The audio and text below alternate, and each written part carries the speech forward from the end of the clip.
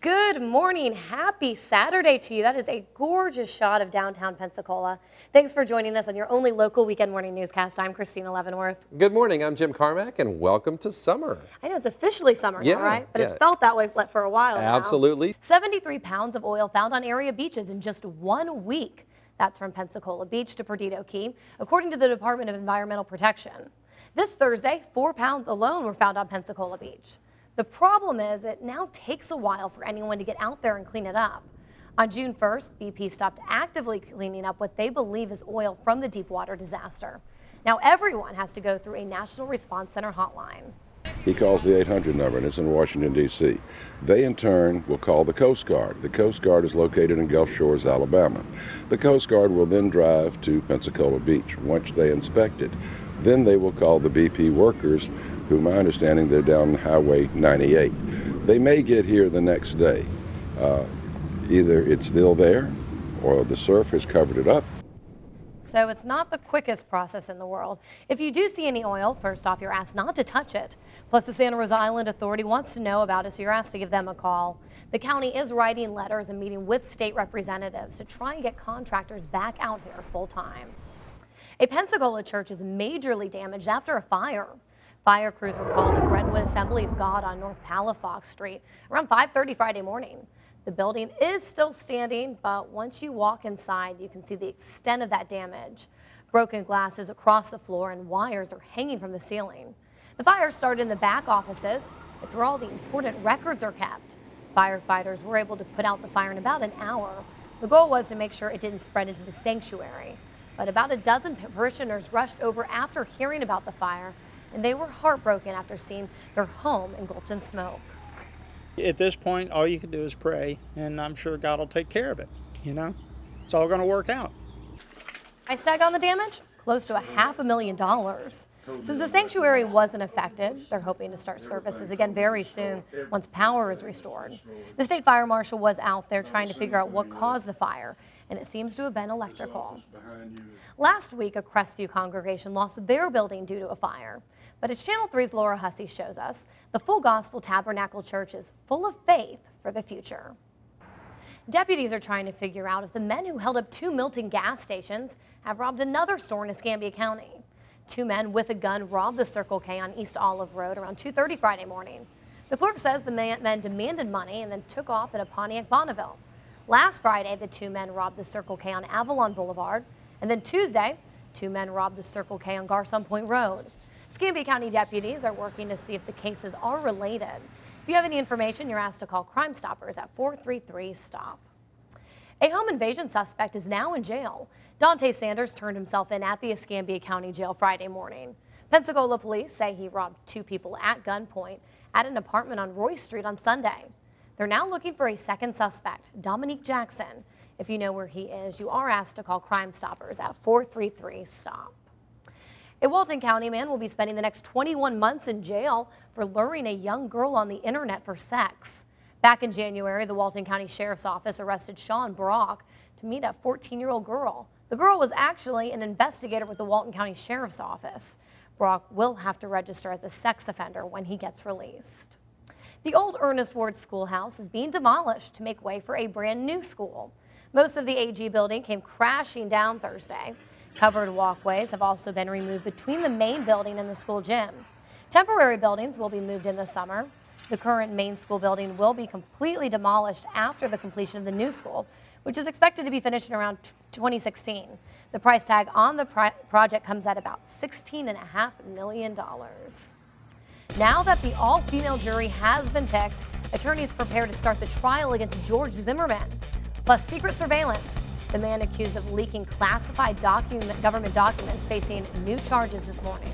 Something's flying out there, but right now is the time to get out and do something. If you want to exercise, be like those wasps, start moving around because it's going to get hot out, huh? Definitely. The Pensacola City Council has passed new rules for panhandlers. There are several new places where they can't ask or beg for money, like sidewalk cafes, 20 feet from banks and ATMs, bus stops, or anywhere after dark. And they defined aggressive panhandling. It includes touching, following someone, or blocking their path, cursing, or panhandling in groups. Channel 3's Anthony Pura spoke with people who both support and oppose the new laws. That was Anthony Purr reporting, and the law mirrors the county panhandling ordinance. It will be enforced starting Thursday. Okaloosa County deputies are on the hunt for 2 men after a shooting in Fort Walton Beach. Investigators say the men forced their way into an apartment on Dale Place around 11 Thursday night. They tried to rob the people there, then shot 30-year-old Tony Youngblood in the chest. Friends took Youngblood to the hospital. If you know anything about the shooting, you're asked to call Crime Stoppers at 863-TIPS. A Walton County man faces a possible death sentence for killing a teenage Georgia girl on vacation with her family. A Walton County jury found 23-year-old Stephen Cozy guilty of first-degree murder, sexual battery, aggravated child abuse, and kidnapping on Friday. The jurors will decide whether to sentence him with the death penalty or to life in prison next week. Authorities say 15-year-old Courtney Wilkes was found dead on a Seagrove beach a day after she went missing in June 2011. She and her family had been visiting from Lyons, Georgia. Witnesses connected Cozy to Wilkes, and he was arrested shortly after the body was found. A Niceville woman faces anywhere from 21 months to 30 years in prison for a fatal hit-and-run crash. Rhea Reynolds pleaded no contest to leaving the scene of an accident after hitting and killing someone. The 28-year-old woman is scheduled to be sentenced August 21st. Authorities say 63-year-old Harry Robert Crawford was riding his bicycle to an Easter sunrise service in April 2012 when he was hit from behind. He died on the scene.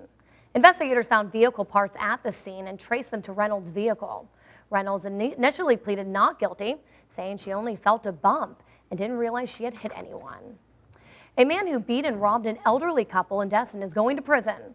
Jonathan Fennell pleaded no contest and was sentenced to 30 years. In March 2012, he forced his way into the victim's home, beat the 87-year-old man and his wife, and tied them up. He stole several things, including their van. Fennell will have to serve his entire sentence as a prison releasee reoffender. It was here for only about a year, but the observation wheel is moving out of town. It will be shut down for good tonight. The owners are moving it to Atlanta. A lot of people, though, are lining up to take a ride before it's gone. The wheel will be operating until 10 tonight. The oldest cemetery in North Santa Rosa County needs some TLC. Over the last 12 years, Coon Hill Cemetery has been damaged by vandals. A number of headstones have been cracked or broken. Today, people who want to fix it up are holding a 10K run at Williams Lake to raise money. Organizers say they want to preserve the cemeteries for the families and the history. We want to preserve their memory and also, like my son, pass on the heritage of what the community is about. For more information on the run and a link to the registration form, you can visit our website, weartv.com, and click on news links. Good news on the job front. A Pensacola Medical Center is expanding and hiring. Select Specialty Hospital treats patients who need long-term care because of illness or injuries. The hospital is adding nearly 10,000 square feet to its facility off of Airport Boulevard. They expect to hire 25 registered nurses, plus another 50 people ranging from custodial and record keeping to doctors. The new wing should be complete by February. And a new store is opening at the Cordova Mall in Pensacola next week. Dick's Sporting Goods is planning a 3-day celebration starting next Friday. The 53,000 square foot store employs more than 50 full and part-time workers. And a celebrity will be there. Pensacola native and former Alabama running back Trent Richardson will make an appearance at the opening. Richardson is now with the Cleveland Browns. Coming up on Channel 3 in the morning. The whole bar fell and everyone is in the water and I don't know if they're okay. A deck collapses at a Miami sports bar. The desperate 911 calls for help. Plus, Jeb Bush is raising eyebrows with a strange choice of words. What was he really trying to say?